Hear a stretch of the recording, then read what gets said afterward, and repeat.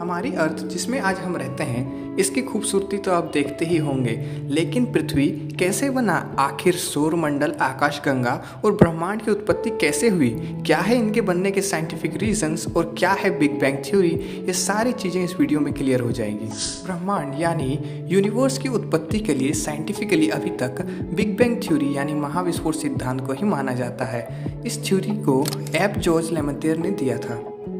Big bang theory के अनुसार माना जाता है कि शुरुआत में ब्रह्मांड जो था वह एक बहुत ही अधिक छोटे आकार में संकुचित था और ब्रह्मांड की जितनी भी ऊर्जा और द्रव्यमान है वह सब उस छोटे केंद्र बिंदु में सीमित था।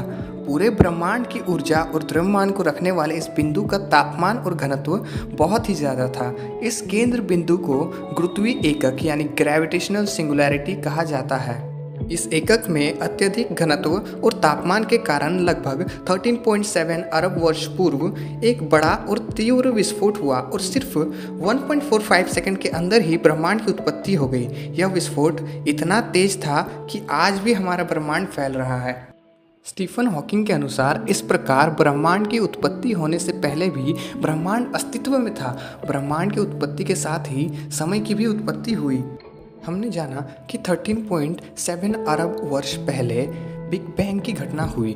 उससे 10.5 अरब साल बाद यानी आज से 4.5 अरब वर्ष पहले सौरमंडल का विकास हुआ, जिसमें ग्रहों तथा उपग्रहों का निर्माण हुआ। इस प्रकार बिग बैंग घटना से ब्रह्मांड का निर्माण हुआ और तभी से उसमें निरंतर विस्तार जारी है। अंतरिक्ष में रेड शिफ्ट परिघटना और सुपरनोवा का अंतरिक्ष में विस्फोट होना भी ब्रह्मांड के विस्तार को दर्शाता है।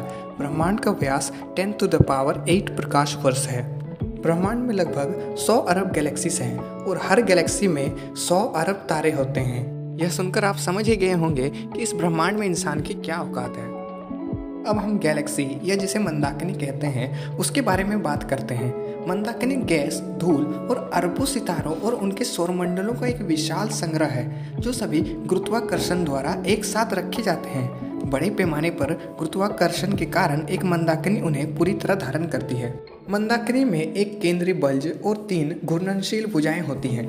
ये तीनों घूर्णनशील भुजाएं अनेक तारों से निर्मित होती है। बल्ज मंदाकिनी के केंद्र को कहा जाता है। यहाँ तारों का संकेंद्रण सबसे अधिक होता है। हमारी मंदाकिनी को मिल्की वे यानी आकाशगंगा या दुग्ध मेखला कहा जाता है। इसका पता गैलीलियो ने बताया था।